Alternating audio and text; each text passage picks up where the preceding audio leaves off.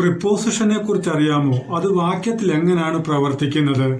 ഒരു വാക്യത്തിൽ ആദ്യ ഭാഗവും അവസാന ഭാഗവും ഉണ്ട്.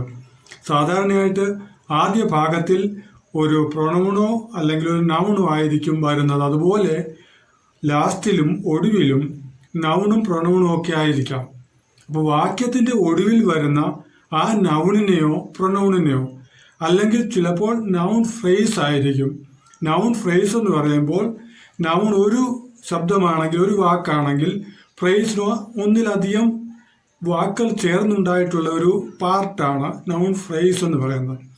അപ്പോൾ വാക്യത്തിൻ്റെ ഒടുവിൽ വരുന്ന നൗണിനെയോ പ്രൊനൗണിനെയോ അല്ലെങ്കിൽ നൗൺ ഫ്രേസിനെയോ ഒക്കെ മുൻപ് വന്നിട്ടുള്ള വാക്കുകളുമായിട്ട് അല്ലെങ്കിൽ മറ്റ് പാർട്ടുമായിട്ട് ആദ്യ ഭാഗവുമായിട്ട് സബ്ജക്റ്റ് വരുന്നു, വേർബ് വരുന്നു, അങ്ങനെ വാക്കുകൾ വരുമ്പോൾ ആ വാക്കുകളൊക്കെയുമായിട്ട് ഒരു നൗണിനെയോ പ്രൊനൗണിനെയോ നൗൺ ഫ്രേസിനെയോ ഒക്കെ കൂട്ടിച്ചേർക്കുന്ന ഒരു ജോലിയാണ് പ്രധാനമായിട്ടും വാക്യത്തിൽ പ്രിപ്പോസിഷൻ ചെയ്യുന്നത്.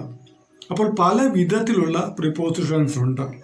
Simple preposition, double preposition, compound preposition, phrasal preposition, പിന്നെ ING ഫോമിലോട്ടുള്ള ഒരു പ്രിപ്പോസിഷൻ ഉണ്ടല്ലോ, അതൊക്കെയുമുണ്ട്. സിമ്പിൾ പ്രിപ്പോസിഷൻ എന്ന് പറയുമ്പോൾ ചെറിയ പ്രിപ്പോസിഷനാണ്, രണ്ട് അക്ഷരങ്ങളൊക്കെ കൂടി ചേർന്നുണ്ടായിട്ടുള്ളതാണ്. അപ്പോൾ ഇന്ന്, ഓണ്, ടൂവ് തുടങ്ങിയവയൊക്കെ അത് കൂടിക്കഴിയുമ്പോൾ, അക്ഷരങ്ങൾ കൂടുമ്പോൾ അല്ലെങ്കിൽ രണ്ട് ചെറിയ പ്രിപ്പോസിഷൻ ഒന്നായി കഴിയുമ്പോൾ അത് ഡബിൾ പ്രിപ്പോസിഷനായിട്ട് അറിയപ്പെടുന്നു. ഇൻറ്റുവ്, അപ്പോണ് തുടങ്ങിയവയൊക്കെ അതിന് ഉദാഹരണങ്ങളാണ്. കോമ്പൗണ്ട് പ്രിപ്പോസിഷനിൽ ഒന്നിൽ കൂടുതൽ ശബ്ദങ്ങൾ ഉണ്ടെങ്കിലും വാക്കുകൾ ഉണ്ടെങ്കിലും ഒരു പ്രിപ്പോസിഷനായിട്ട് കണക്കാക്കപ്പെടുന്നു. കോമ്പൗണ്ട് പ്രിപ്പോസിഷൻ ഉണ്ടായിട്ടുള്ളത് ഒന്നിൽ കൂടുതൽ വാക്കുകൾ കൊണ്ടാണ്. ഒരു ഫ്രേസ് പോലെ ആയിരിക്കുന്നു അത്, എങ്കിലും ഒറ്റ പ്രിപ്പോസിഷനായിട്ട് കണക്കാക്കുന്നു.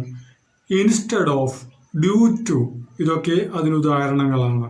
പാർട്ടിസിപ്പൽ പ്രിപ്പോസിഷൻ, വെർബിന്റെ പാർട്ടിസിപ്പൽ ഫോമിൽ നിന്ന് ഉണ്ടായിട്ടുള്ള പ്രിപ്പോസിഷനായി ഉപയോഗിക്കുന്ന വാക്ക് പാർട്ടിസിപ്പൽ പ്രിപ്പോസിഷൻ.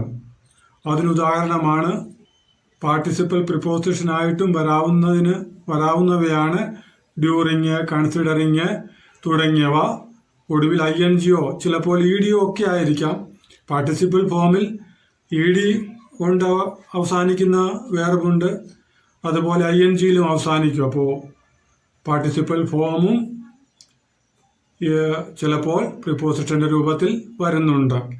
അതുപോലെ ഫ്രേസൽ പ്രിപ്പോസിഷനിൽ ഫ്രേസ് ആണ് എന്ന് പറയുമ്പോൾ ഒന്നിൽ കൂടുതൽ വാക്കുണ്ടെങ്കിലും അതൊരു പ്രിപ്പോസിഷനായിട്ട് നിലകൊള്ളുന്നു. ഉദാഹരണത്തിന് അക്കോർഡിംഗ് ടു, ഇൻസൈഡ് തുടങ്ങിയവ. ചിലവയ്ക്ക് സ്പേസ് ഉണ്ടാകാം, മറ്റു ചിലവ സ്പേസ് ഇല്ലാതെ ഒന്നായിട്ടായിരിക്കാം രണ്ട് ചെറിയ വാക്കുകൾ ചേർന്ന് വന്നിട്ടുള്ളത്. അക്കോർഡിംഗ് ടു പോലുള്ളവ ചിലപ്പോൾ മറ്റു രൂപത്തിലും വാക്യങ്ങളിൽ ഉപയോഗിച്ചേക്കാം. ഇങ്ങനെ പ്രധാനമായി പ്രിപ്പോസിഷൻ നൗണിനെയോ പ്രൊനൗണിനെയോ വാക്യത്തിലെ മറ്റു വാക്കുകളുമായിട്ട് കൂട്ടിച്ചേർക്കുന്നു.